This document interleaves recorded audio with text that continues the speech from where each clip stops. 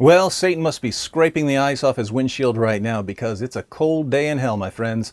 Action heroes Arnold Schwarzenegger and Sylvester Stallone, television actors Kelsey Grammer, Roseanne Barr, and Mayim Bialik, movie stars Minnie Driver and Seth Rogen, talk show host Bill Maher, film directors Eitan Cohen and Ivan Reitman, supermodel Kathy Ireland, and singer Ziggy Marley, son of I Shot the Sheriff himself, have all just called Islam an ideology of hatred and genocide.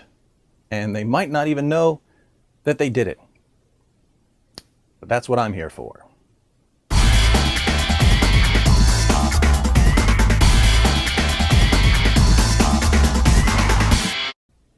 The moral reasoning center of the human brain has a tendency to reverse polarity whenever the words Islam, Muhammad, or Quran are mentioned, especially if the brain in question happens to be located inside the head of someone in Hollywood. You can perform an experiment to verify this. Step 1, walk up to some randomly selected Hollywood actors and say, hey, there's a guy over there who says that if your wife gets out of line, you can beat her into submission, and that it's okay to rape your war captives, and that Jews are the worst of creatures. Step 2, observe the actors as their faces turn red with rage. Smoke pours from their ears and they proclaim it their new life's mission to stand against the shameful teachings of any man who promotes beating women, raping captives, and discriminating against Jews. Step 3, inform the actors that the man teaching these things is Muhammad, and that you are simply describing what the Quran says in Surah 4, verse 34, Surah 4, verse 24, and Surah 98, verse 6, respectively. Step 4, watch the actors go through what I call the 5 stages of Islamic delusion. First, denial. The Quran can't teach that because I know Muslims who don't do that. Second, deflection. But other ideologies can be bad too. What about Westboro Baptist Church? Third, reinterpretation. Maybe what the Quran means when it says you can beat your wife into submission is that you should tickle her with a toothbrush. Fourth, justification. It was a different culture when the Quran was revealed, so I'm sure Muhammad had a perfectly good reason for all of this. Fifth, condemnation. You're a racist, hate-mongering, Islamophobic bigot for questioning the noble teachings of Muhammad. There's a pretty straightforward reason for this 5-stage reaction. You see, most people in the West regard things like beating women or raping captives or racism as violations of moral absolutes. These things are unacceptable no matter what. But we're also taught that Islam is a wonderful religion that promotes all of the same moral values that we believe in. So when someone starts quoting the Quran, proving that Islam calls for the routine violation of moral absolutes, the Western mind gets all jumbled up. And when it can't reconcile everything it's required to believe, it erupts in anger at the source of the confusion, namely whoever pointed out what Islam actually teaches. Now, the 4-step experiment I mentioned has just begun on a massive scale. The first 2 steps have been completed. Someone went to various entertainers and said, the terrorist group Hamas has some very violent statements in its charter.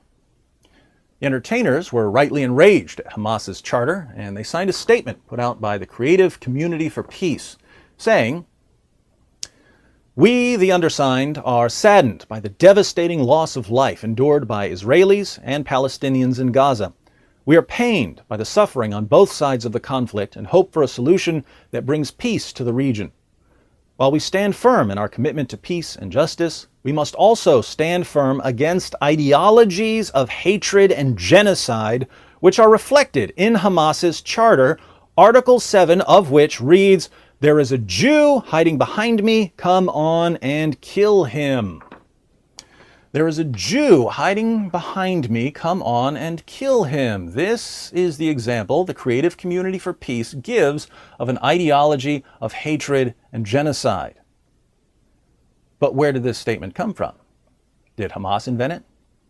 No. All you have to do is read Article 7 of Hamas's charter to see that it's a quotation from Muhammad. In Sahih Muslim 6985 we read, Allah's messenger said, the last hour would not come unless the Muslims will fight against the Jews, and the Muslims would kill them until the Jews would hide themselves behind a stone or a tree, and a stone or a tree would say, Muslim, There is a Jew behind me. Come and kill him.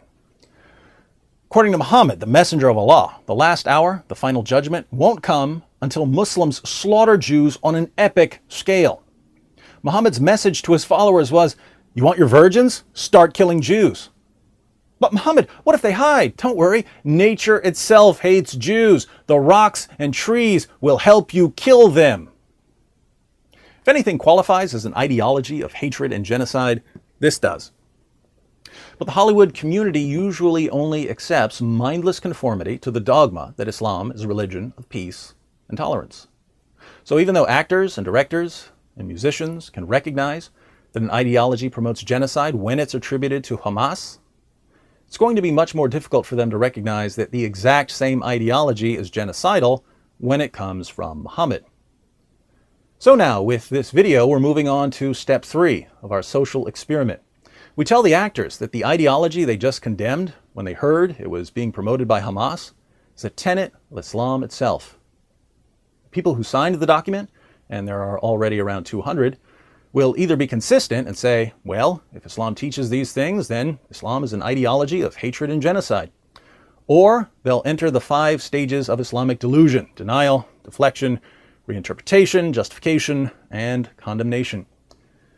If they take the latter route, I'll once again be labeled a bigot and an Islamophobe for pointing out the obvious, namely that people immediately recognize how violent Muhammad's teachings are as long as they don't know that they're Muhammad's teachings.